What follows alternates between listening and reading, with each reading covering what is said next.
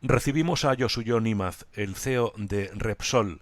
Yosuyon, le agradecemos que venga al Real Automóvil Club Vasco Navarro, esta entidad que tiene más años que su empresa. Aquí estamos ya, hemos pasado los 102 años.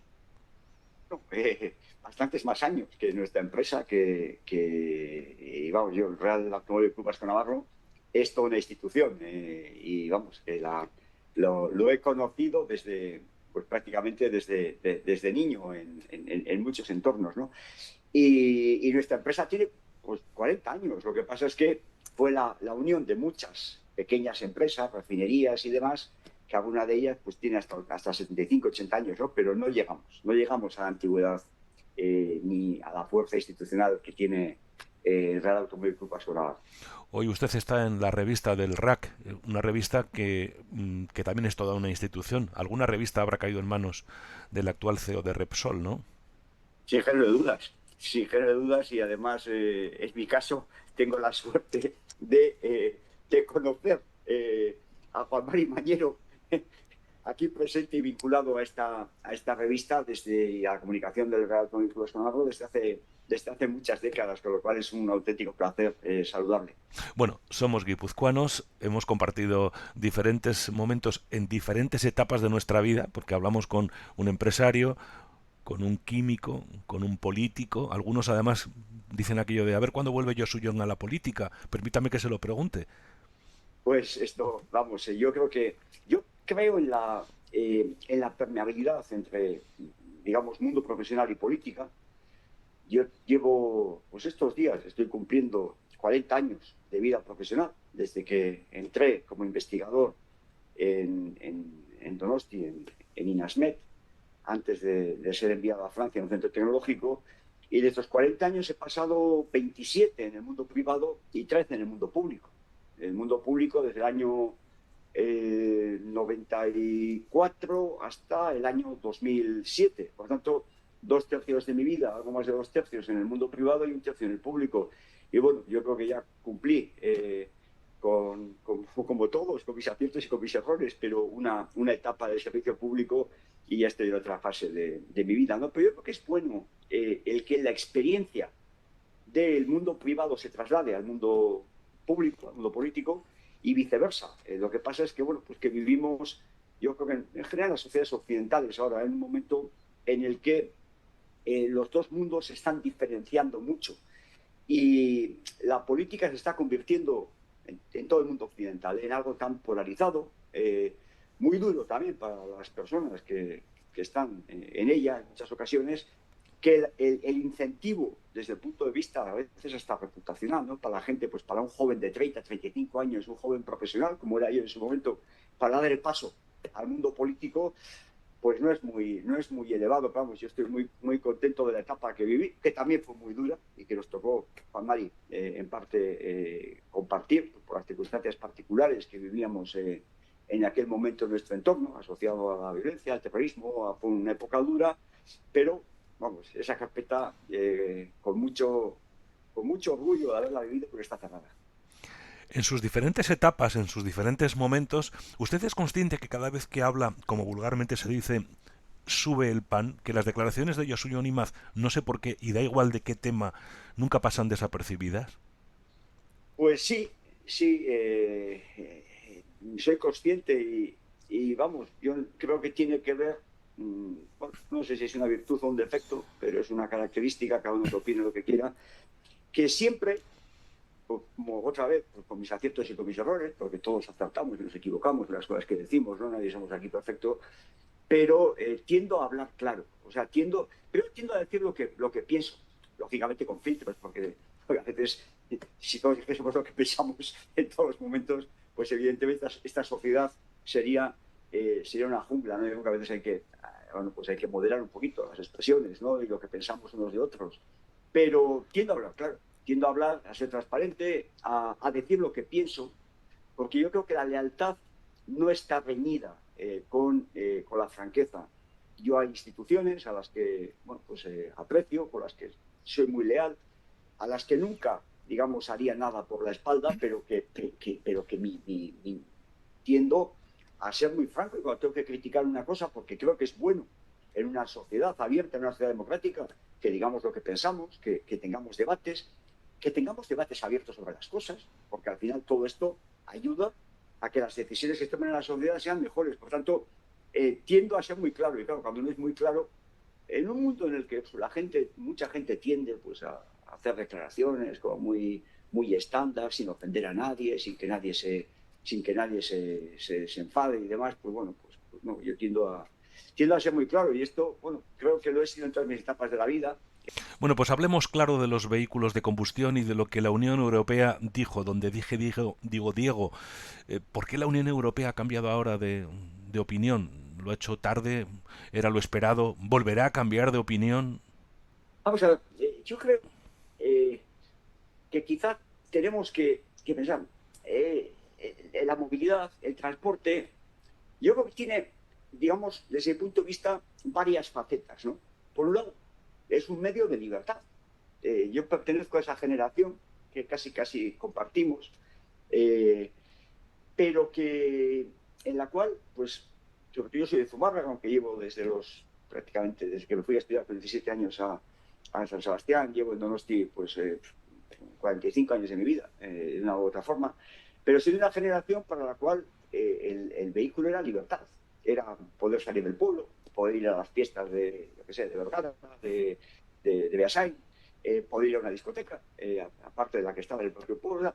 El vehículo está asociado a la libertad, está asociado a la movilidad, y yo creo que es una componente personal que hay que respetar, lógicamente respetar con las reglas que tiene que haber en una sociedad. Luego yo creo que el automóvil también tiene que ver con la industria.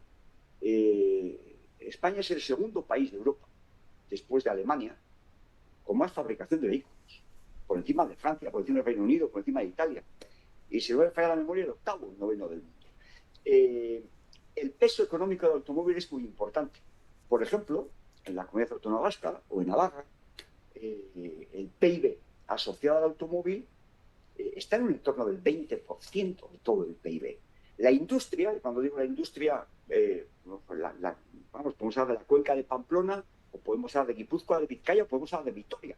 La industria, y la industria es tanto un Mercedes, es un Volkswagen en Landaven, es toda la cantidad de empresas que se dedican a los componentes, un CIE Automotive, un Gestamp, una los estampadores de chapa, los fabricantes de bloques de motor, los fabricantes de piezas de plástico para el automóvil, los fabricantes de piezas de aluminio para el automóvil. Es que nuestro tejido industrial es fuertemente dependiente del automóvil. Y luego es verdad que el transporte y la movilidad tienen una componente medioambiental que también hay que cuidar. Por tanto, yo creo que hay que respetar estas tres facetas. Y yo creo que nos ha pasado en Europa desde mi punto de vista que nos hemos olvidado de la primera. El automóvil lo hemos en cierta forma demonizado socialmente y eso no es bueno porque tiene que haber reglas, evidentemente, pero es un elemento de uso personal, de libertad personal, de desplazamiento, de acceso a la calidad de vida. Yo pertenezco a esa generación, yo era muy niño, pero cuando siendo yo niño, mi padre pudo comprarse el primer coche y podíamos ir de Zumárraga a Zumaya a la playa en coche cuando éramos niños. Era el acceso a las clases medias, era la libertad, y eso en Europa lo hemos olvidado, lo hemos demonizado. Y luego hemos olvidado también la componente industrial. Nos hemos echado, yo no soy sospechoso, a veces dicen, es que tú estás contra el vehículo eléctrico. Mire, pues si me tocó dirigir la primera empresa de recarga del vehículo eléctrico que hubo en España, que fue en Euskadi, IBIL, que la creamos, Repsol, desde la unidad que en aquel momento dirigía yo con el Ente Vasco de Energía, la creamos en Baracaldo y en Bilbao en el año 2011. Por tanto, el vehículo eléctrico es un vehículo más. Lo que no puede ser es el único vehículo. Y yo creo que aquí Europa ha cometido un grave error, porque este grave error, amparado presuntamente en un aspecto medioambiental, del cual luego discutiremos, lo que está poniendo en grave amenaza es al sector de automoción europeo. Y esto lo estamos viendo. Desgraciadamente estamos ya viendo cierres de empresas. ¿Por qué? Pues porque nos hemos puesto en manos de una tecnología que, y esto es factual, está en manos de los chinos, pues quizá porque Europa lo invirtió a tiempo o por lo que fuese. Y además teníamos una joya de la corona industrial que era el motor de combustión. Entonces, ahora Europa ha dado un paso. De cierta forma, yo lo diría positivo. Se ha roto el muro, se ha roto ese muro que decía el 2035 se prohíbe las ventas de motor de combustión. Bueno, yo diría se ha roto el muro, pero la medida todavía tiene mucho recorrido. Pero claro, se dice, oiga, no, mire, el 10% van a poder ser ventas de vehículos que puedan tener emisiones directas en el tubo de escape. Oiga, si usted es un fabricante de automóvil o de componentes, con esa limitación, ¿va usted a invertir en los próximos años? Entonces, ¿qué señal le estamos dando al sector de automoción? ¿Estamos dando una señal de crecimiento y de competitividad? No. Por tanto, yo diría, es un paso positivo, se rompe el muro, yo creo que van a venir muchos más, pero tienen que venir de forma acelerada, porque todo esto está además amparado en algo que es falso, que se dice, oiga, es que el vehículo eléctrico no emite CO2. Es mentira. O sea, esto es factual. Cuando tomamos el ciclo de vida de un coche, pues al final el vehículo eléctrico se fabrica con los metales raros de la minería china, que usa carbón, usa gasoil para su fabricación. Entonces, el medir el CO2, que además el CO2 no es un contaminante, el CO2 tiene un efecto negativo, no es un contaminante, digamos, con efecto local, tiene efecto negativo en la medida que su concentración en la atmósfera favorece un calentamiento de la Tierra. Y esto científicamente está bastante demostrado. Pero el CO2 que se emita en Shanghái o que se emita en el centro de Donostia, donde sea, es exactamente lo mismo, con lo cual nos hacemos trampa. Medimos el CO2 en el tubo de escape. Y claro, el vehículo eléctrico no tiene tubo de escape, pero el CO2, vayan ustedes al Xinjiang ahí, a China, vean la minería, vean lo que está pasando y veamos si hay emisiones del ciclo de vida, ¿no? Por tanto, yo diría que Europa ha dado un paso, se ha roto un tabú, gracias a la presión de, sobre todo, Alemania, que está viendo que se le cae su sector de automoción. Y bueno, pues deben seguir muchos más pasos. Esto tiene que ser el comienzo de un movimiento muy rápido. Hace un año, 2 años, algunos nos decían, ¿por qué insistes en esto del vehículo de motor de combustión? Si esta es una batalla perdida, si se va a prohibir en el 35. Bueno, ahora ya está claro que no se va a prohibir en el 35. Ahora lo que hay que hacer es abrir la brecha. Lo que hay que hacer es ampliar la libertad. Respeto medioambiental, reducción de emisiones, sí, por supuesto, pero de forma que sea dentro de un marco que se defina el ciudadano, el conductor, el que elija su forma de motorización. O sea, cuando Suavitas se compró el primer 600, era un 600, ¿no? No, no, era un Simca 1000. Un sí, Fíjense que hay esta canciones del Simca 1000 sí, que no las voy a cantar por motivos obvios en sí, directo. que es muy difícil hacer algunas cosas en el Sinca 1000, es verdad. Para nosotros que éramos niños era ir a la playa, ese era el espacio de libertad del Simca 1000. Y ahora, sin embargo, te compras un coche, pagas una pasta, da igual, el que sea, porque incluso te compras un coche eléctrico y te señalan con el dedo. Dice, ¿cómo te has podido comprar un coche, no? Es decir, mucho mejor una bicicleta.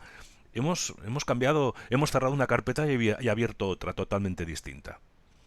Sí, yo respeto mucho a los ciclistas y a los que andan en bici, es una opción, digamos, vital y deportiva y además es perfectamente compatible. Tengo muchos amigos que andan en bici y que tienen coche, o sea, es perfectamente compatible. No, no, creo que no tenemos que dividir y polarizar la sociedad, pero es que el vehículo es libertad.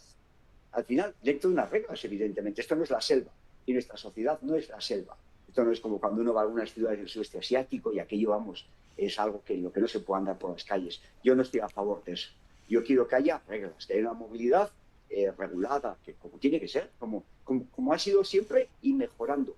Pero, efectivamente, el vehículo era distintivo del acceso de las clases medias, que además está pasando en... nosotros a veces mostramos síntomas de una sociedad como sociedad occidental, sociedad muy acomodada. Pero cuando miramos a los países emergentes, porque afortunadamente hay cientos de millones de personas que han salido de la pobreza a lo largo de los últimos 20, 25 años en el mundo, países como China, Indonesia, Vietnam, la India, afortunadamente este proceso de desarrollo está sucediendo. Y cuando esas familias que son como nuestros padres, que tenían la ilusión, que podían ser de diferentes extracciones sociales, diferentes contenido económico, pero tenían la ilusión de que nosotros, sus hijos, íbamos a vivir mejor que ellos. Todos lo creían, los padres de la gente de nuestra generación. Entonces, para esas personas el acceso a la clase media tenía una determinada simbología. Era el vehículo, era la lavadora, porque esto condenaba, y era así, desgraciadamente, a la mujer, fundamentalmente, a una vida durísima en aquellos años. Era, bueno, ya luego vino el lavavajillas, pero vino mucho más tarde. Era la televisión, A en los color. años 60, mediados de los 60, Juan Mari, blanco y negro. Que en mi casa la primera televisión se compra cuando nazco yo en el año 63. Sí, sí, luego nos Esa íbamos televisión. a comprarlas de color a Francia porque eran mejores y más baratas. Exactamente, pero yo recuerdo porque la primera vez que veo una televisión en color es en un escaparate en Zumárraga, de una tienda de electrodomésticos, el Mundial de Argentina, año 78. Y es la primera vez que veo una televisión en color en un escaparate. O sea, entonces, todo eso simbolizaba el acceso. Y ahora hay cientos de millones de personas en el mundo que ven que sus hijos van a vivir mejor que ellos, y aspiran a eso, y están accediendo a todos estos, digamos, elementos de mejora de calidad de vida de la clase media. Y yo creo que, por supuesto, mejorando, cuidando el medio ambiente, como no puede ser de otra manera, pero tenemos que aspirar a que la gente viva mejor, no a condenarle a la gente la vida. Hablando de frases célebres de Josu Imaz, esta es suya. El coche eléctrico no es la solución, es parte de la solución. Totalmente de acuerdo. Vamos a ver cómo no voy a estar la cosa, si ha dicho yo, claro, pero es que es verdad. Vamos a ver, yo a veces cuando veo, porque aquí al final, eh, perdón anticipadamente, porque aquí me sale mi alma de químico y de tecnólogo. Eh, yo creo que cuando hay un problema, hay que entender el problema y diseccionar. Entonces aquí estamos mezclando dos problemas a la vez. La contaminación local, que, bueno, pues yo soy de Zumárraga y como decía aquel, sé de lo que hablo, pues porque nosotros cuando éramos niños, pues teníamos una acería, cuando éramos jóvenes, y el aire de la ciudad era el que era, del pueblo era el que era, la contaminación medioambiental del aire. Yo soy químico, mi primer trabajo el verano que termino la carrera lo hago sobre la contaminación por metales pesados de los ríos guipuzcoanos, hago el trabajo sobre la contaminación por hidrocarburos de la Valle de Pasaya. Por tanto, vamos, esto es que me lo he trabajado en mi juventud. Entonces, conozco la materia. Y esto es la contaminación. Y esto hay que trabajar para que no suceda. Porque yo recuerdo, cuando yo tenía 20, 21 años, estudios sobre la afección a las vías respiratorias, por ejemplo, de personas de varios barrios de Zumárraga por la contaminación del aire. Y eso es la contaminación. Y esto hay que atajarla. Y hemos mejorado mucho. Cuando los ríos guipuzcoanos, el río Oria, tenía el triste honor de ser el río más contaminado del mundo. Por lo menos así lo calificaban. No sé cómo lo midieron, pero estamos hablando de los 70, primeros de los 70, cuando el Versolari Lascauciti dedicó un verso al río Urumea, primeros de los 70, sobre el olor del río Urumea. O sea, esto en la ciudad de San Sebastián, esto lo hemos vivido y esto hay que combatirlo. Y en esto hemos mejorado mucho y hay que seguir mejorando, pero este es un problema. Y luego está el problema del CO2, que tiene que ver con la descarbonización y que no tiene nada que ver con este. Porque si mañana en el centro de Bilbao, de Pamplona, de Vitoria o de San Sebastián soltamos todo el CO2 que se emite en el mundo, no pasa nada. Viviríamos igual o mejor. Porque habría, digamos, incluso el CO2 es el gas que permite, digamos, el crecimiento vegetal. Otra cosa es que tiene un efecto muy dañino a nivel global, el global de emisiones, porque provoca el calentamiento de la Tierra, pero no tiene ningún efecto local. Por tanto, es importante entender el problema y cómo lo queremos atajar. ¿Y cómo se ataja el problema a nivel local? ¿O cómo debe atajarse? Con tecnología. ¿Cuáles son hoy en día los principales problemas que tiene las emisiones de un coche, de un motor de combustión? Básicamente dos: partículas y óxidos de nitrógeno. Y esto es malo desde el punto de vista de salud para la respiración.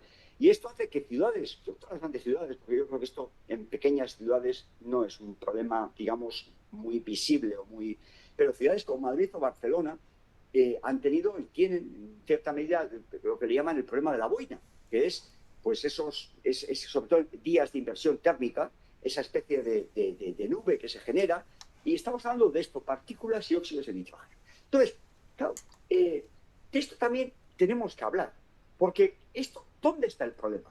¿Lo genera el coche diésel o el coche gasolina? No. Lo generan los coches viejos.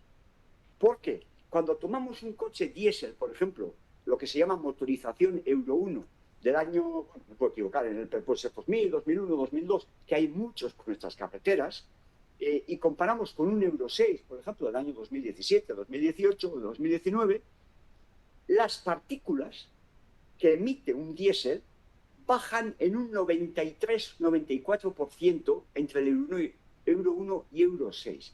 Quiere decir que cada coche, 16 coches del Euro 6 diésel emiten como un coche del Euro 1. Por tanto, el problema de las partículas queda reducido a su mínima expresión simplemente con el cambio y la renovación del vehículo. Y los óxidos de nitrógeno, que no son visibles, pero son dañinos para la respiración, se reducen en un 84% entre un Euro 6 y un Euro 1. ¿Qué quiere decir esto? Que con estas medidas que estamos tomando desde las instituciones de decir, no, es que la solución es el coche eléctrico y es la única solución. Y usted, que es un ciudadano que tiene un coche de 25 años y que es un diésel y que quiere renovarlo, pero bueno, pues tiene lógicamente una situación económica media, comprometida, en la que tiene que mirar sus gastos. Además, los coches han subido de precio, pues por la inflación de estos últimos años, pues no puede comprarse ese coche si no tiene algún tipo de ayuda. Y le dicen, venga, pues usted no se puede comprar ese coche porque yo no le voy a ayudar. No le voy a ayudar porque yo quiero que usted tenga el coche eléctrico.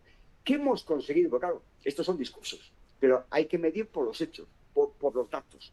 En el año 2008, cuando estábamos, digamos, iniciando la crisis financiera del 2008, España tenía una media del parque móvil de vida media de 8 años.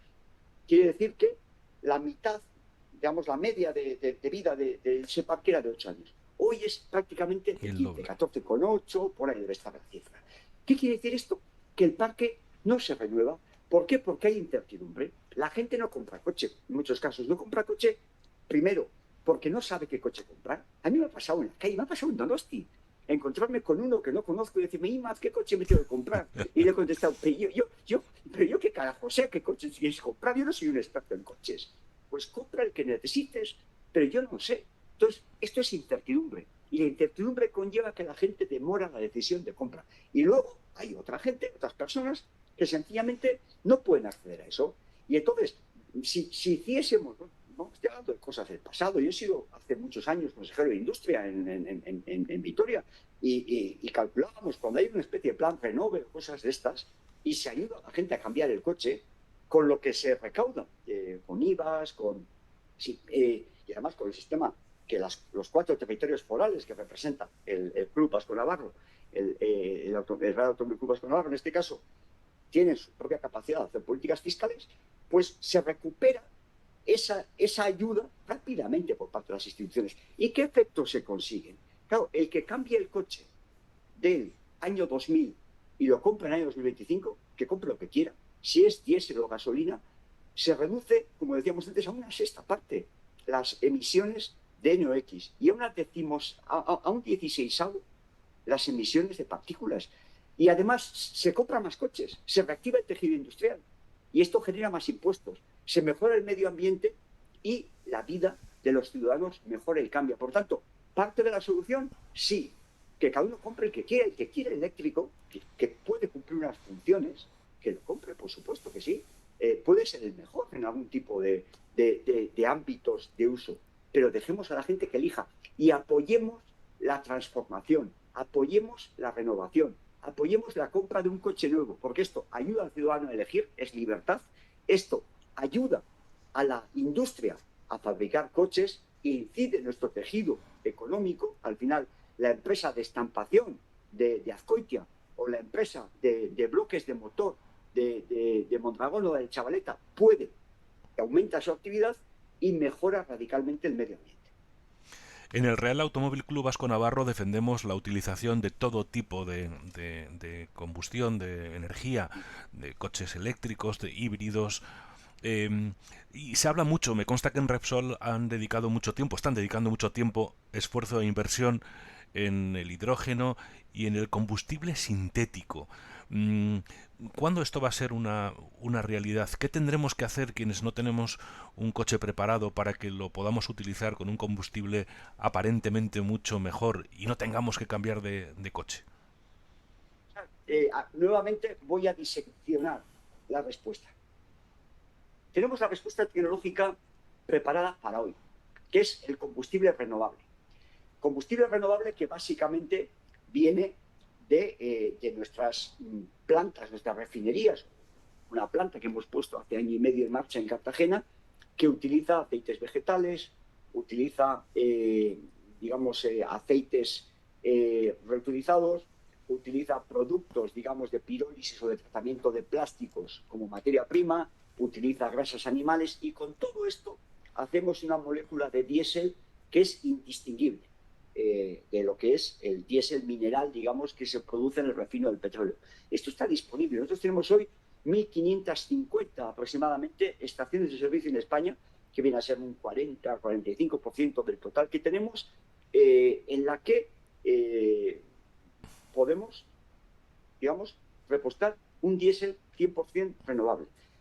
Es algo más caro, tiene, depende lógicamente de los momentos, 9, 10, 11, 12 céntimos más, según las estaciones de servicio, según los sitios, por tanto la cifra es orientativa, que otro litro. Lo que hay que tener en cuenta que es un producto que está pagando el mismo impuesto de hidrocarburos que el mineral, el que viene del petróleo. Entonces, si a nosotros, digamos, a nosotros no, al conductor, se le permitiese que esto, en la medida que el vehículo eléctrico, por ejemplo, lógicamente no paga nada de impuesto de hidrocarburos por el tema de emisiones. Pues si tuviese una, digamos, fórmula fiscal similar, podría perfectamente utilizarse. Y esto lo que hace es reduce las emisiones de CO2 porque en el ciclo de vida de este producto, y esto también de estas cosas que cuando lo de que subo el pan, Juan Mari, cuando hace unos meses, además fue en San Sebastián, yo creo que el mes de junio, dije literalmente, luego hay palabras que se pierden en el camino en algunos medios, pero dije literalmente, un coche, un vehículo con combustibles, un diésel con combustibles renovables, hoy emite en su ciclo de vida menos CO2 que un eléctrico. Esto factual. Y si alguno lo quiere discutir, ¿por qué? Técnicamente, porque nadie nos consideramos en posesión 100% de la verdad, pues hagamos un estudio técnico profundo y miramos. Y posiblemente nos encontraremos con que en el caso alemán esto es mucho más evidente por la composición del mix eléctrico alemán. En el caso español está más equilibrado, pero tiene cierta ventaja el diésel probablemente, pero hay que medirlo. Por tanto, yo creo que este es el combustible renovable ya disponible y que puede seguir creciendo. Y entonces nosotros lo que decimos a Europa es, oiga, ¿qué inconveniente tiene usted en que en el año 2035 un motor de combustión pueda llevar un combustible renovable si esto no tiene emisiones de CO2? O sea, lo suyo que es una guerra ideológica contra el motor de combustión o es una guerra contra el CO2. Porque no me diga que es una guerra contra el CO2, porque usted no admite esto. Y esto es la apuesta tecnológica actual. Y luego hay apuestas de futuro. He visitado por última vez pues, una planta que estamos construyendo, además en Muskiz, en Petronor, que es pionera a nivel europeo, que es para combustibles sintéticos. ¿Cómo se hace el combustible sintético? El combustible sintético es una apuesta, digamos, más de futuro. Nosotros vamos a empezar a producir unos pocos miles de toneladas al año, ahora, en esta planta, pero si esto somos capaces, digamos, de avanzar en su desarrollo tecnológico, esto va a poder escalar en una década. Por tanto, es una apuesta tecnológica, que como cualquier apuesta tecnológica, los que somos tecnólogos, hemos decidido, hay unas probabilidades de que esto avance, o se puede quedar en el camino. Pero este es el camino. Lo que hacemos es, tomamos un CO2, una corriente de CO2, por ejemplo, una acería, de una planta de aluminio, de una papelera, lo combinamos con hidrógeno renovable, que se obtiene con electricidad por electrólisis de agua, y esa combinación, por un proceso de nombre complejo, pero muy conocido desde hace 80 años, que es el Fischer-Tropsch, que es el que usaban, por ejemplo, los alemanes en la Segunda Guerra Mundial para producir gasoil del carbón del Ruhr cuando no tienen acceso, digamos, por el desarrollo de la guerra, al combustible o al petróleo. Esto nos da un diésel, que es un diésel, una molécula de diésel exactamente igual que la otra, pero que es absolutamente neutra en CO2. ¿Por qué? Porque cuando quememos eso en el avión o en el coche, lo que va a emitir ese diésel en CO2 es exactamente la misma cantidad de CO2 que previamente venía de una corriente, de una acería y no se emitió a la atmósfera, por lo tanto es neutro. Entonces, esta es una apuesta tecnológica y el hidrógeno forma parte de esto. Luego está el vehículo, digamos, que también es una apuesta tecnológica de hidrógeno, de celda de hidrógeno. Bueno, hay que ver cuál es su evolución. Nosotros también estamos haciendo una tímida apuesta con algunas hidrogeneras, en la cual lo que se hace es, digamos, esa electricidad que ha servido para fabricar ese hidrógeno se carga en el coche y luego ese hidrógeno se descompone nuevamente en electricidad, que es la que mueve un motor eléctrico del coche. Yo creo que estas son apuestas tecnológicas en las que hay que invertir, porque esto puede ser o no la movilidad de dentro de 10, de 15, de 20 años, pero lo que hace falta es todas las tecnologías que tenemos ahora, que están disponibles, y los combustibles renovables están disponibles hoy, utilizarlas para bajar las emisiones de CO2. Y la gran ventaja es que la infraestructura vale, que el coche vale, es el mismo que tienes y vas a reducir el CO2 si quieres hacerlo, evidentemente, y si los precios de estos productos lo acompañan. O sea que hasta hace un rato antes de escucharle parece que solo había dos tipos de coches, los de combustión y los eléctricos, pero en la realidad hay muchas más variables que hacen que el futuro siga siendo incierto. De cara al usuario, me refiero, a la hora de pensar en qué coche me voy a comprar, como decía usted, ¿no? Pero los ciclos son muy largos aquí, quiere decir, claro, estamos hablando, si la vida media de un coche hoy en España es de 14,8 años, quiere decir que para los próximos 15 años, ¿cuáles van a ser las tecnologías? Prácticamente lo estamos viendo, ¿no? Yo creo que va a ser básicamente, yo por ejemplo, el coche de hidrógeno, que en esto siempre hay quien quiere ser un pionero tecnológico y es la libertad de cada uno de serlo pero digamos el bloque de yo creo el bloque de ventas en los próximos 10, 15 años, sin género de dudas, creo que va a ser motor de combustión en su variable gasolina diésel y con su variable hibridación de la gasolina bueno, que tiene sentido. La hibridación al final es una forma de eficiencia, es utilizar, digamos, ese movimiento que se genera y esa energía que se genera en el coche para tener una acumulación que genere electricidad que complemente, digamos, el impulso del motor de combustión y con la hibridación. Un coche de gasolina híbrido, una oferta absolutamente razonable. Pues siempre, lógicamente, las tecnologías suelen ser un poco más caras, los consumos suelen ser un poco menores. Cada uno, claro, pues eso es como yo mismo toda mi vida. Dices, pues, ¿qué compro? Compro, porque yo siempre he hecho muchos kilómetros. A mí me gusta conducir.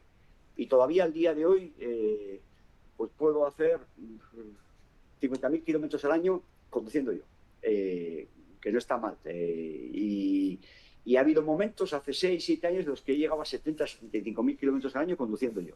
Pero toda mi vida, desde los 21 años, siempre he estado en medias por encima de 35, 40.000 kilómetros al año. Por tanto, bueno, a mí me gusta conducir. Y todavía al día de hoy, y me relaja.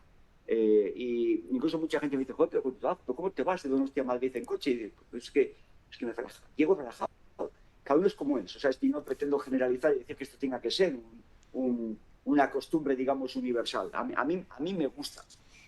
Pero claro, yo cuando hago siempre, toda mi vida, empecé con un gasolina porque se lo quité a mi hermana. Mi hermana, 7 años mayor que yo, pues ya cuando prescindió del 205 del Peugeot me lo pasó a mí. Pero cuando tuve mi dinero para comprarme mi primer coche, ya coche mío, o sea, de primera mano, fue un Volkswagen Golf GTD en el año 92. Para mí aquello era, o sea, además pensé, nunca en mi vida voy a poder comprarme un coche como este ya, esa es mi última oportunidad, porque era, pues bueno, creo que era 2.400.000 pesetas en aquel momento.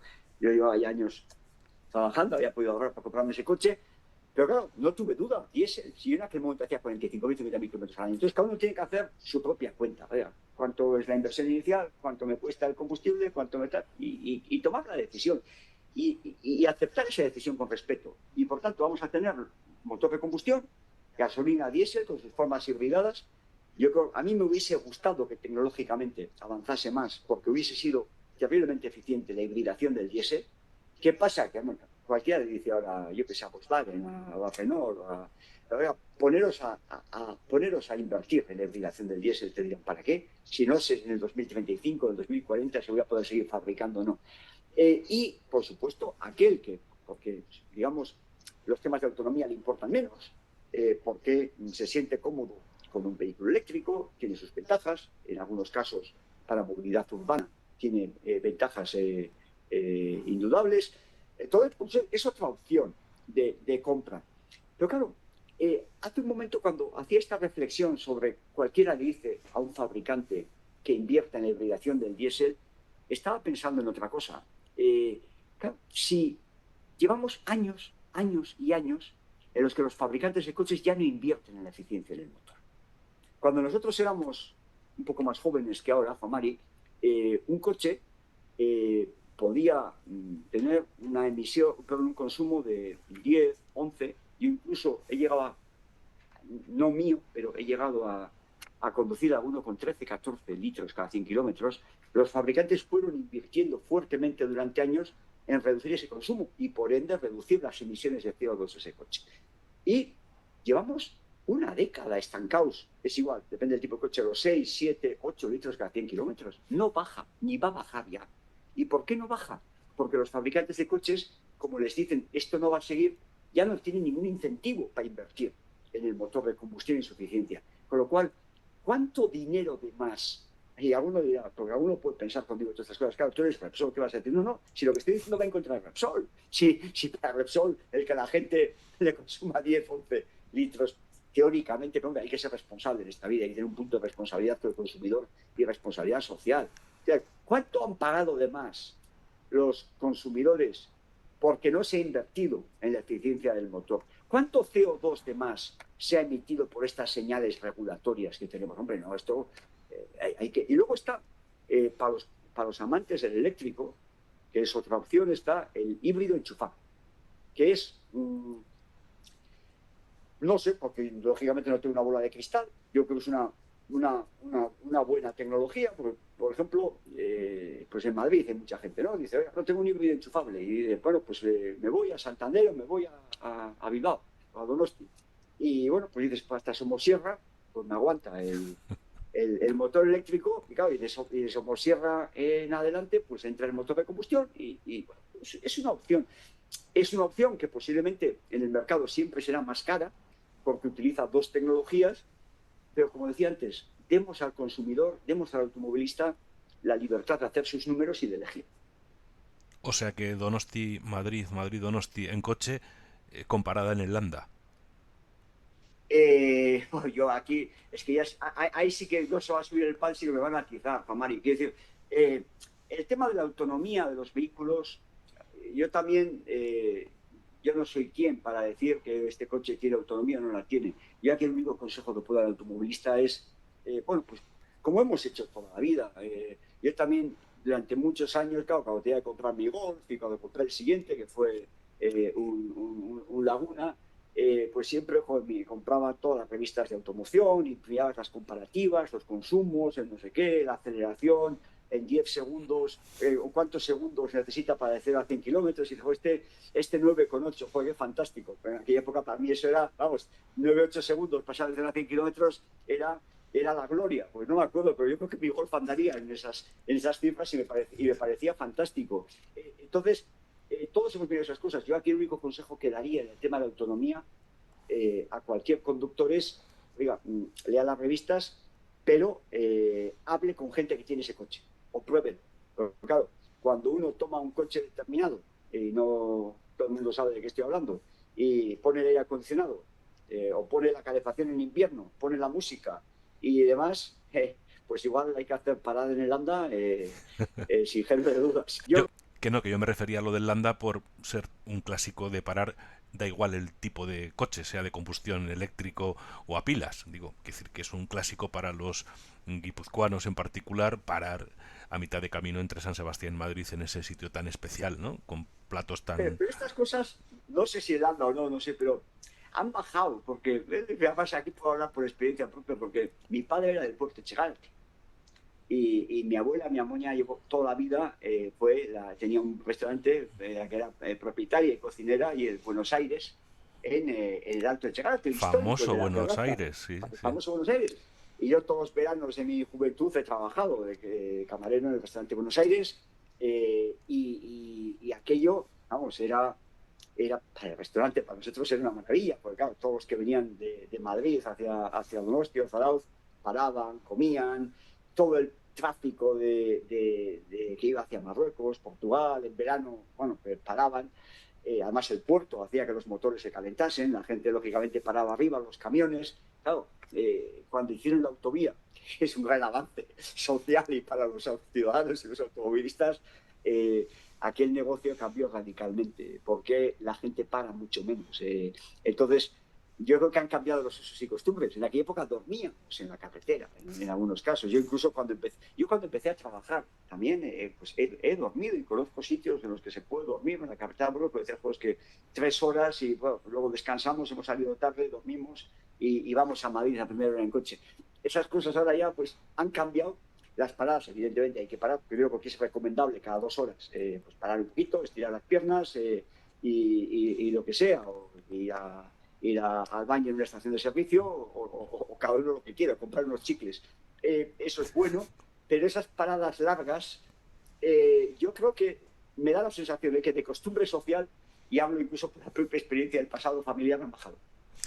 No me puedo sentir más identificado con casi todo lo que ha contado. Modelos de coche, épocas, estudios, revistas, viajes. Es la edad, Juan Mari. Sí, debe ser la edad. Y en esto yo soy yo en que llegan los ayuntamientos y se inventan la zona de bajas emisiones. Bilbao, media ciudad, es zona de bajas emisiones. San Sebastián, ciudad que usted conoce muy bien, con una playa preciosa en la que se ha bañado muchas veces, Ondarreta, La Concha, La Zurriola, justo en ese entorno, la zona de bajas emisiones, para que no pasen unos determinados coches, los coches de los pobres, porque los ricos sí pueden comprarse un coche para pasar por esas zonas. ¿Qué opinión tiene el CEO de Repsol sobre tal y como están construidas las famosas zonas de bajas emisiones? Vamos a ver, yo tengo un coche, que además llevo con este coche, le metí, ahora tengo otro igual, que lleva ya 170 y algo mil kilómetros. Y al anterior le metí 270 o una cosa así, un diésel. No voy a decir la marca por no hacer aquí publicidades, pero vamos, digamos, una buena motorización. Coche, hago, hago mucho Madrid, Donosti, por las circunstancias profesionales. Me puedo comprar un coche así y colocando, pues es un coche, digamos, no espectacular, no llamativo, pero es un buen coche. Con respecto a las regulaciones que puedan hacer los ayuntamientos, y como decía antes, oye, cada uno tiene que regular su movilidad, y lo que creo es que hay que diseccionar el problema y poner las mejores soluciones para esto. Yo no digo que estas soluciones sean buenas o malas, que es un tema muy controvertido, pero hay que poner las mejores soluciones. Entonces, diseccionemos el problema. ¿De qué estamos hablando? ¿Estamos hablando de contaminación local o estamos hablando de CO2? Si estamos hablando de CO2, por tanto, olvidémonos de zonas de bajas emisiones y de ámbitos de este tipo, porque el CO2 no tiene ningún impacto local. Por tanto, el vehículo eléctrico que se produce la batería en China emite mm, el mismo CO2 o más. Por tanto, no tiene sentido. Sería un dislate, una regulación de zona de bajas emisiones fijándonos en el CO2. ¿Tiene sentido regular las emisiones en una ciudad? Las contaminantes, partículas y NOx, sí. ¿Por qué? Yo entiendo que un ayuntamiento tenga la vocación de reducir los contaminantes para que la gente de esa ciudad respire mejor y para que no haya contaminación. Y esto, en grandes ciudades, como decía antes, un Madrid, un Barcelona, es un problema. Y ahora entramos en un terreno que es discutible. Y alguno puede decir, bueno, pues entonces lo que hago es, pues este señor no le contrato a esta señora. Y a ti sí, porque tienes un coche grande, tienes un coche nuevo, tienes un coche de edad. Y aquí mi planteamiento es, oiga, ¿no sería socialmente mucho más justo? Y ya digo, es controvertido, pero puedo aceptar que exista esta regulación. ¿No sería socialmente mucho más justo que a esa persona que con un diésel de 20, 25 años, desde Móstoles, entra todos los días en la ciudad de Madrid, o desde Santa Coloma de Gramenet, entra todos los días en la ciudad de Barcelona porque tiene que trabajar? ¿No sería mucho más justo darle una ayuda, no solo al del eléctrico, para que pueda comprarse un diésel nuevo? Y acabaríamos con el problema de las emisiones de NOx y de partículas en el centro de Madrid, en el centro de Barcelona y en el centro de Donosti, yo creo que esta solución sería industrialmente mejor, sería más justa socialmente, porque ahora tenemos un sistema, vamos, yo es el mejor sistema fiscal para pasar la renta de los pobres a los ricos que conozco, es la movilidad. ¿Por qué? Estamos tomando los impuestos de la gente que no tiene recursos y los estamos dando al que gana 90.000, 100.000 euros al año o tiene un patrimonio elevado para que se compre el coche de la mejor gama con el dinero de los ciudadanos. No, esto no es el mejor sistema. Por tanto, yo diría, deberíamos explorar todas las alternativas, porque lo que hay es un hecho indudable. Hoy el mercado más dinámico en España del automóvil son los diésel de segunda mano, los diésel antiguos. Es el mercado más dinámico. Y esto, que es una realidad y por tanto uno tiene que respetar porque es el mercado libre, pero no es aceptable. Tenemos que tomar medidas para esto. Y por tanto yo si fuese, respetando las decisiones que toma cada ayuntamiento, yo no soy quién pero yo si fuese un decisor público, mi solución prioritaria sería, antes que la restricción, sería el apoyo a los conductores para que puedan cambiar de coche.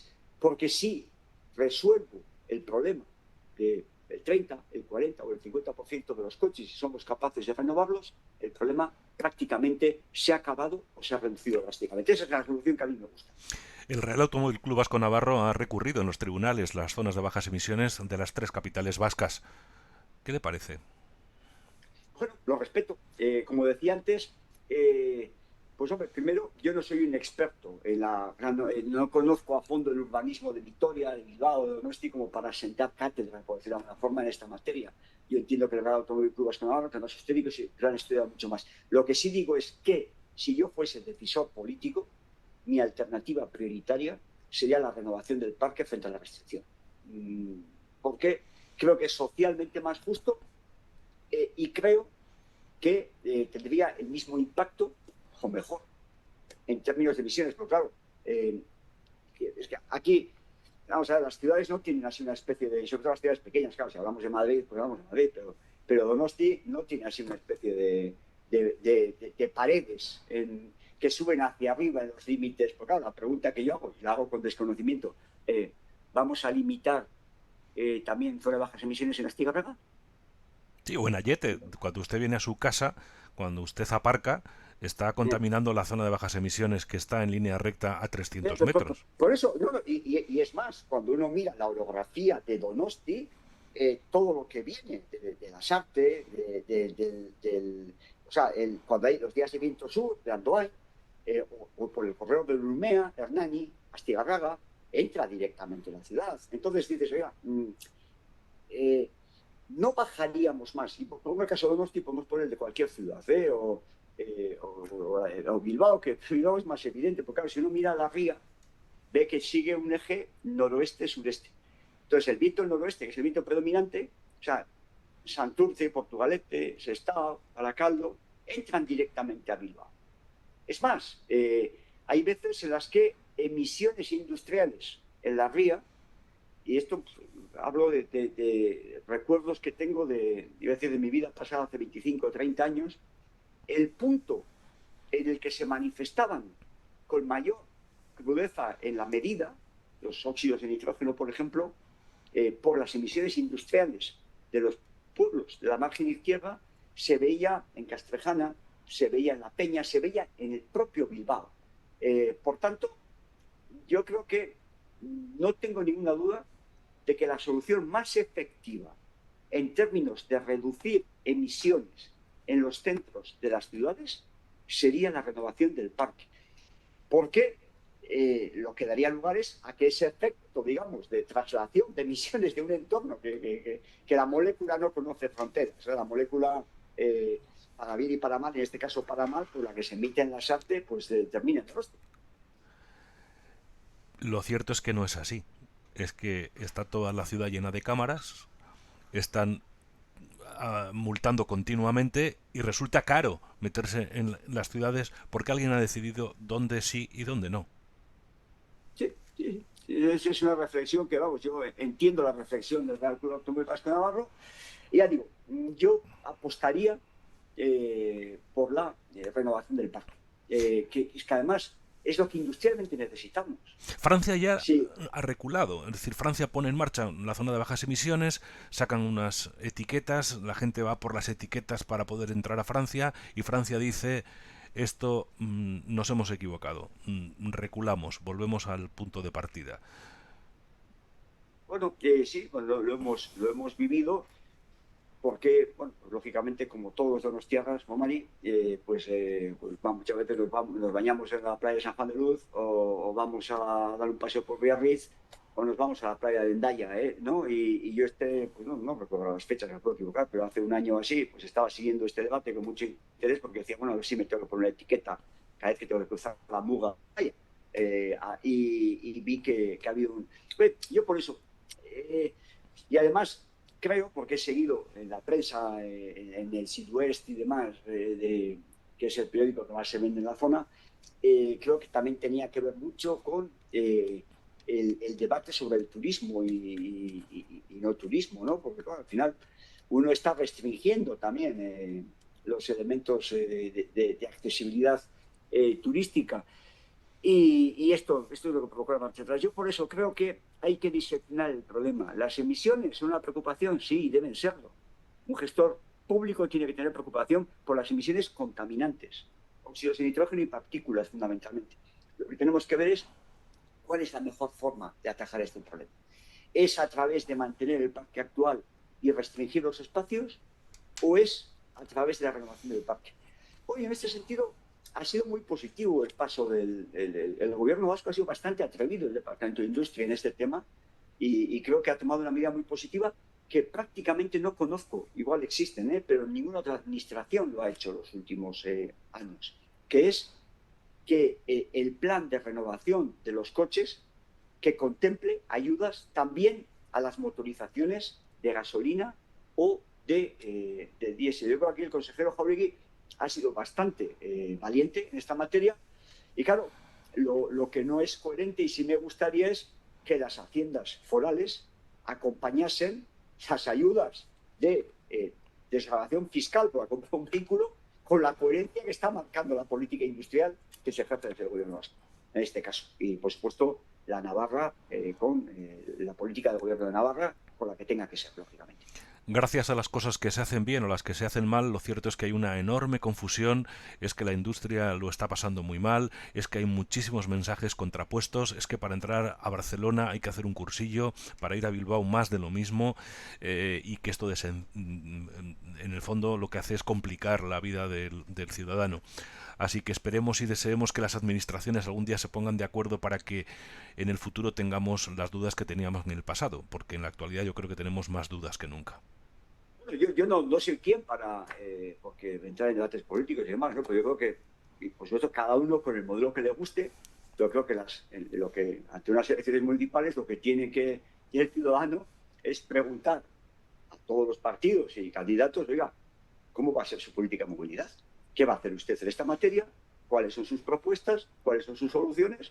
Y que, lógicamente, el ciudadano conductor, que analice, que valore y aquello que entienda que es lo que mejor le encaje, lo que más le guste, pues que, o sea, yo creo que es bueno que en el debate, porque a veces, y nosotros hemos vivido, y particularmente en el entorno digamos, vasco-navarro, hemos vivido muchos años en los que se discutía, pues desgraciadamente, de otras cosas que eran mucho menos edificantes que esta, ¿no? Yo creo que, bueno, pues ojalá las campañas municipales se conviertan en entornos en los que se hable de políticas de movilidad, porque esto impacta en la vida del ciudadano, impacta en la vida del conductor, impacta en la vida del comerciante, porque, bueno, pues es verdad que yo recuerdo cuando eh, impacta y de un modo dual, porque yo recuerdo las primeras peatonalizaciones que a mí como conductor en muchas ocasiones me horrorizaban, luego es verdad que ha habido muchas exitosas, o sea, yo que hay que en muchos casos se ha favorecido a la ciudad y se ha favorecido también al comerciante cuando se han hecho con cabeza, cuando se han hecho de forma equilibrada y cuando se buscan espacios de convivencia equilibrados entre el vehículo y el peatón. Yo creo que eso forma parte de las políticas de movilidad, hay que hablar sobre ello y que el ciudadano decida. Y que los políticos no sean claros y luego cumplan, porque Hombre, no siempre pasa, ¿eh? Por supuesto, eso vamos, como decía aquel, eso eso debe ser así, ¿no? Lo de hablar claro, que empezábamos esta entrevista con lo de hablar claro, yo creo que la vida es muy importante. Josu Imaz, muchísimas gracias por su tiempo en nombre de esta casa, de esta centenaria casa, en nombre del Real Automóvil Club Vasco Navarro, y hasta siempre. Bueno, muchísimas gracias y lo que espero es bueno, que igual lo vemos, Juan Mario, que va a ser difícil, pero vamos, que no solo sea centenaria, sino que sea bicentenaria, porque el vehículo siga jugando una vida, siga siendo un activo importante en la vida de las personas, pero como decía antes, es comodidad, es libertad y tiene que estar regulado, evidentemente, pero regulado con cabeza, combinando esta libertad con, lógicamente, el impacto industrial y con un respeto al medio ambiente que todos queremos, los primeros, los conductores. Eskerrik asko. Es que me casco, Zuri, gracias.